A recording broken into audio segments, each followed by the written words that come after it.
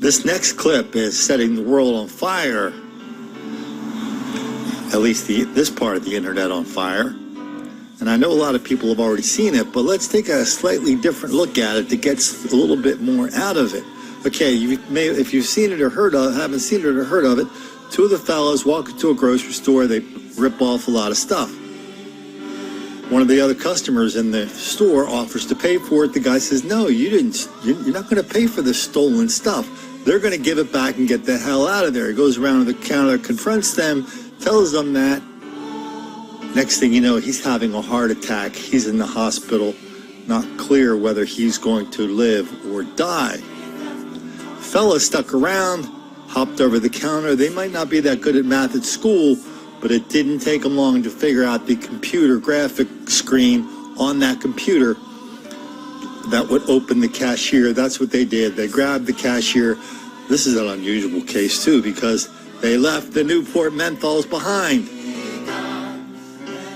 Off they go without anybody, including that guy who offered to pay for the goodies.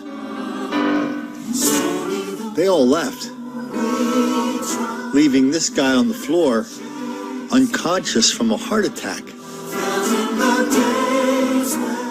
Let's take a look at that.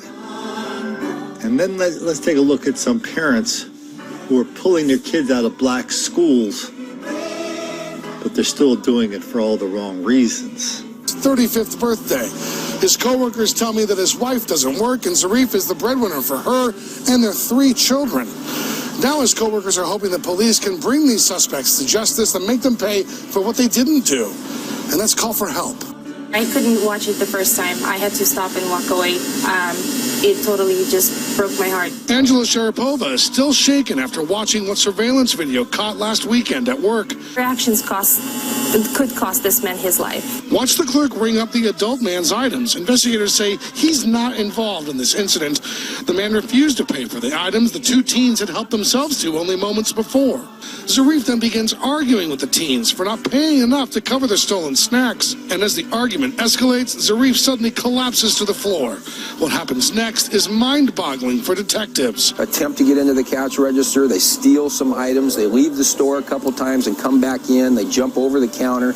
Eventually they are able to get the cash register drawer open, and they take all the money out of the drawer and they steal more merchandise from the store and they leave. Investigators say they now know who these suspects are, but so far they're not in custody. Several minutes pass before a bystander enters the store and calls 911.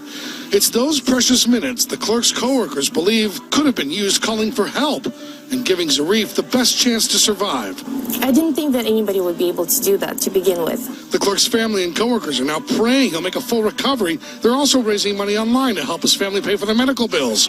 Still, they all wonder how anyone could ignore someone in obvious need of help. This is not something that you see very often, but unfortunately you do see it. And when you do, it really shocks people and makes people wonder what is going on when people can be this cold to other people.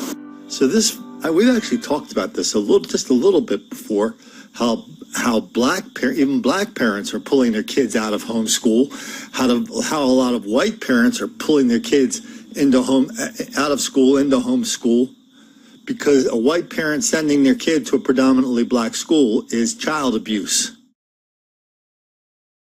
Well, the black parents have a slightly different take on it. They know that they're sending their kids to a black school. They know that they're condemning their child to 12 years of educational underachievement. That means that by the time they get to high school,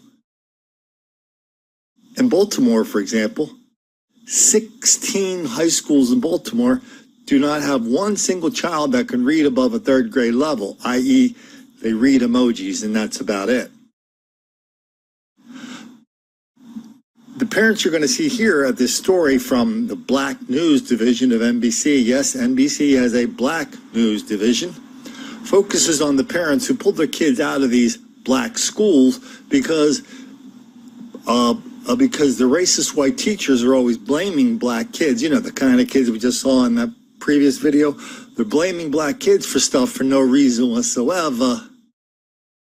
And that's the only reason why so many more black kids, like 3, 4, 5, 10, 100 times more black kids are suspended and expelled from school. Criminal justice reform says we have to make sure those numbers are equal, or else that is proof positive of white racism. Let's get to that clip, because this is probably, everything about this clip is probably way more important than the one we just saw. It is about the African American culture. I felt like that homeschooling was the best way to educate my children. It's a way of protesting. I like homeschooling better. We come from... This is a school you can mess up. I want each of my students to believe that they can achieve their dreams. We come from different walks of life. But we started in Africa. Started in Africa. I am Dr. Sheba Quinn, an Air Force veteran and a homeschool mom.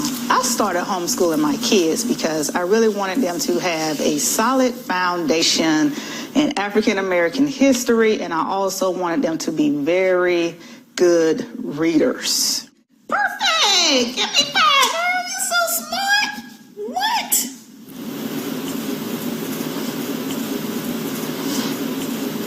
There came a point in time to where I wanted to have my children go farther in reading and writing, and the teachers in the school system just was not really trying to hear it. So finally, I was just like, you know what? I'm quitting my job and I'm homeschooling my kids.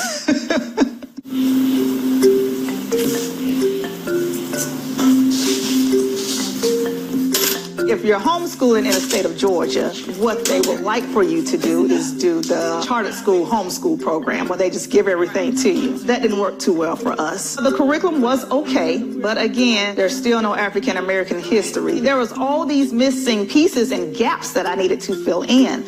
So finally I said, you know what? Forget the curriculum. I'm writing it myself.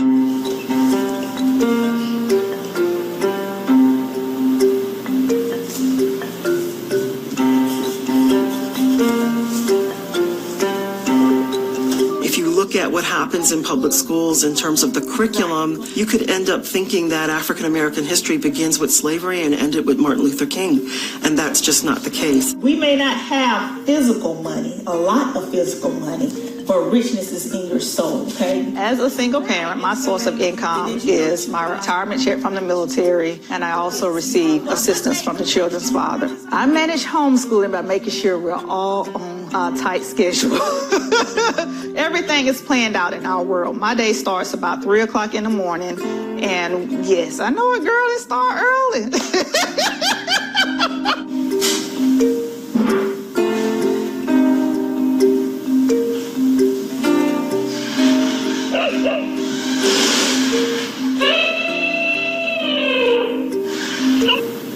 Numbers are higher in the South. A lot of the institutional policies, such as zero tolerance policies, and the way we handle discipline contribute to a sense of a child feeling like a troublemaker. I have come to think of this increase of homeschooling among African American families as a form of resistance.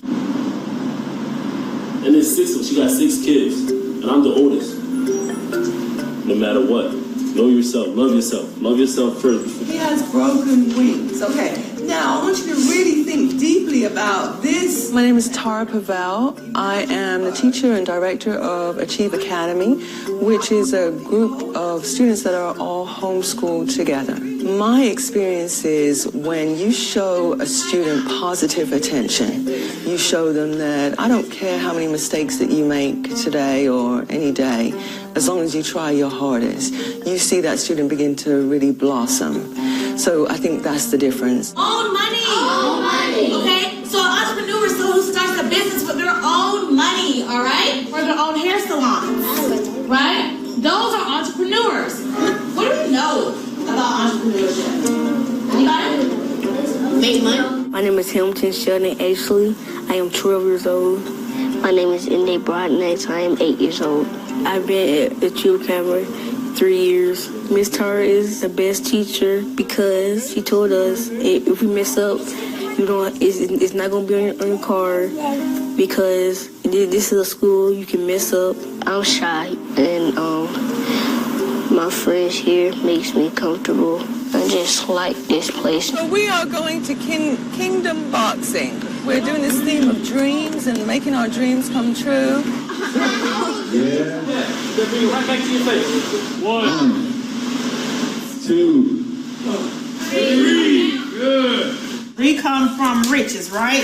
Were you born to be rich? Yes. Yes. Will you ever be poor? No. No. People feeling like that African American children that are homeschooled are being segregated, I would have to disagree with that because every family is different. I make sure that they are involved with other nationalities and cultures. I mean, they are on softball teams, they're on soccer teams, they have a business, they're in Girl Scouts. I mean, we interact with people all the time. There's no place that I have not been. Wherever you may go, you will find a light. The African, every place. African in America, African in Europe. We're no longer looking to the public school for uplift for the culture, but the lesser known history is that we've always been self-taught, and it was our self-agency and our self-determination that got us to the point where we were seeking education as a way of freedom. Boy, these parents are in such denial, deceit, and delusion. We'll give them credit for, I don't know, do we give credit to people around here for trying around here? First thing I noticed about that clip is the kids were kind of like condemned to sit on these chairs, those, plastic, those metal folding chairs. Yeah, that's hell. And then the graph dutifully reminds us that only 10% of the kids' history, the history they learn, is African American history. And most of that's probably spent on discussing the movie Wakanda.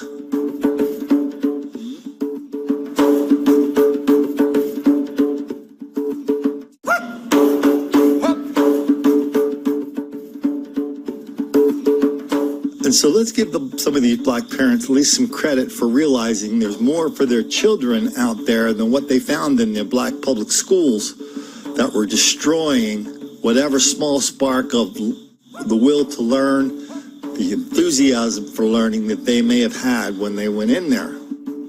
Because we know that among black people, among black students, learning is frowned upon, scorned, ridiculed to the point where you just don't do it. Because learning in public schools for black people, from white teachers teaching white racism, imposing their white racist teaching methods of learning, discipline,